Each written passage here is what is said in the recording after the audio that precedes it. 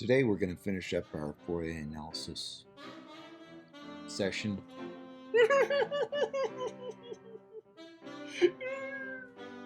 It's okay, Slopey. We'll still be able to do Fourier analysis, but we're just going to give you some more theorem statements. Here we go. Here's a theorem that is useful in Fourier analysis, but in fact is quite general. For an orthonormal sequence of k and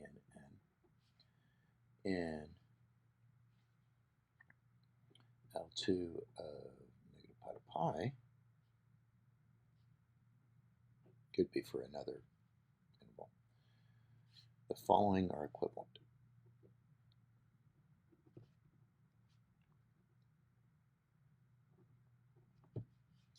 A, Fk is a complete orthonormal sequence set. B, for all f in L2 and for all epsilon greater than 0, there exists a finite linear combination G equals summation of dk fk from k equals 1 to n, such that f minus g in the L2 norm is less than epsilon. And then C is if the Fourier coefficients of f with respect to fk are all 0, then f equals 0 almost everywhere. So let's prove this. Well, actually, A and B are actually the definition, because that just means that the Fourier series converges to the function. So A and B is just definition. All right, so now let's consider B implies C. All right, so suppose that f is in L2 and all the Fourier coefficients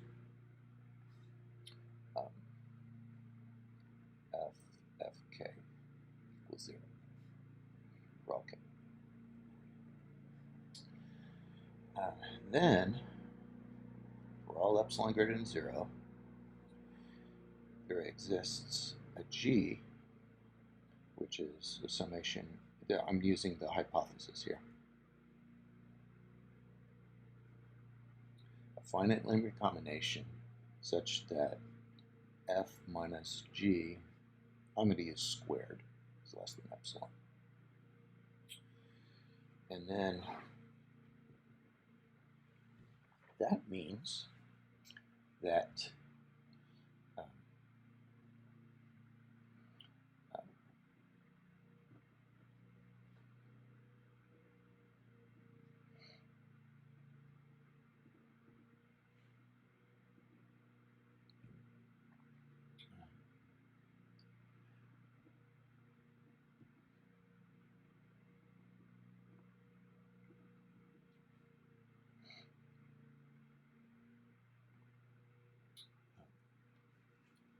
that's plus, and so those are 0 because the Fourier coefficients are 0. And so therefore, since the sum of these two positive things, using the L2 inner product here, are less than epsilon, that implies in particular that f is less than epsilon for all epsilon. So that implies that f equals the L2 norm of f squared is equal to 0. That implies that, well, f equals 0 almost everywhere. And so, yeah, because that means the integral is 0, and so that means that the function is 0 almost everywhere. All right, so that's C. Check. All right, so next, let's look at C implies, well, A equals B, right? Okay, so let's try to prove that part. All right, so suppose F is in L2, and let Sn be the nth Fourier sum.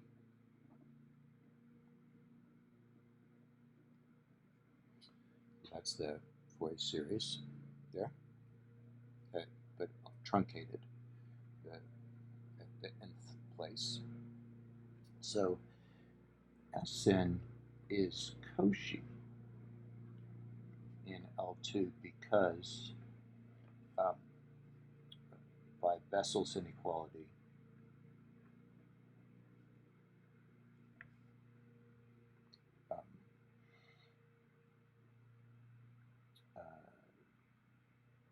summation of absolute value of f of k converges. So in particular, if you take the L2 norm of s little m minus less m squared, you can, this goes to 0 if n and m are greater than or equal to some big n, right? Both of these go to infinity, right? So then that means since L2 is complete, that implies there exists a G, an actually unique G, in L2, such that Sn minus G in L2 norm goes to 0 and goes to infinity. And in fact, by this calculation, in fact, G has to equal the infinite sum. Since it's a unique sum, this has the property that we desire. If you actually go from k equals 1 to infinity of this.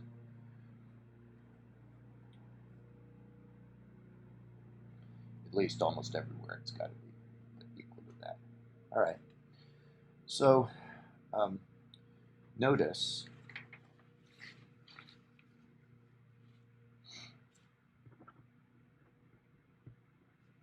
that if you take f minus g and compute their coefficients, just by definition you get 0 for all k. So by C, f minus g is equal to 0 almost everywhere. Well, that tells you that f equals summation k equals 1 to infinity of f of k almost everywhere. And that's it, QED. So that proves the theorem. So, now I wanted to tell you some consequences of this. Now the proof of this is in the book. It's kind of long, but the main tool is the previous theorem to prove this, and this is the Rees-Fisher theorem. And that is that 1 over square root of 2 pi, 1 over square root of pi sine kx, 1 over square root of pi cosine of nx, such that k and n are natural numbers, is a complete orthonormal basis for L2 of negative pi to pi. So that's, and like I said, the proof's in the book. So that's a major theorem. So that means we can expand any function into sinusoidals. So it's great. Now, as a consequence, that means that C infinity functions in negative pi to pi are dense in L2, negative pi to pi. because a truncated Fourier series is an excellent L2 approximation of a function, and if you truncate it, it's a smooth function. So, excellent. And then I wanted to tell you some interesting things about the coefficients of a Fourier series and what they tell us.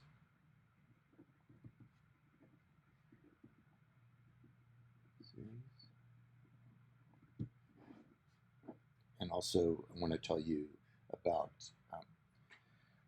the convergence of the Fourier series. But so the first thing I want to tell you is that a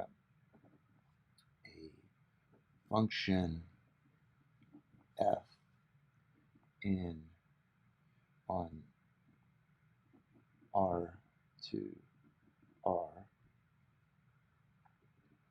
that is 2 pi periodic. So in other words, f of x plus 2 pi equals f of x, well, x, is smooth. All derivatives exist. If and only if the Fourier coefficients of f, in other words, f, k, f, form a rapidly decreasing sequence. So what that means is the absolute values of fk, f and fk goes to 0 faster than any polynomial in k, i.e. if p of k is any polynomial, limit as k goes to infinity of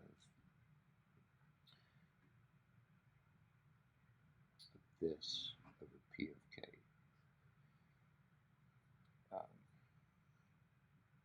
equals 0. So that's an if and only if, so that's interesting. And then here's another fact. Well, the other thing that's kind of interesting is we don't know a criterion like in 1 that tells us when f is continuous. So that's kind of an interesting fact. Yeah. All right. And I wanted to also tell you about convergence of the Fourier series. So there's a fact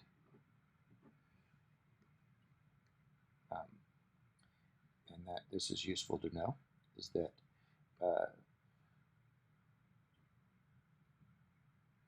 if f is in L2 of the interval and f is differentiable at x in negative pi to pi, then let me do open interval. Otherwise, you got to worry about the derivatives matching up at the endpoints if I include that. Never mind.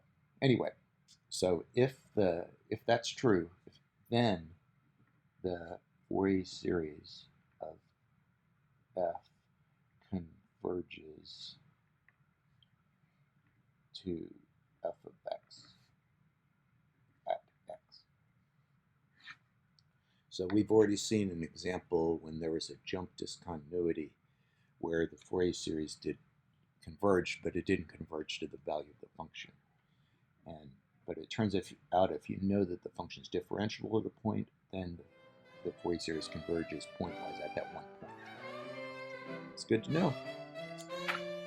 All right. Well, that's it for Fourier series.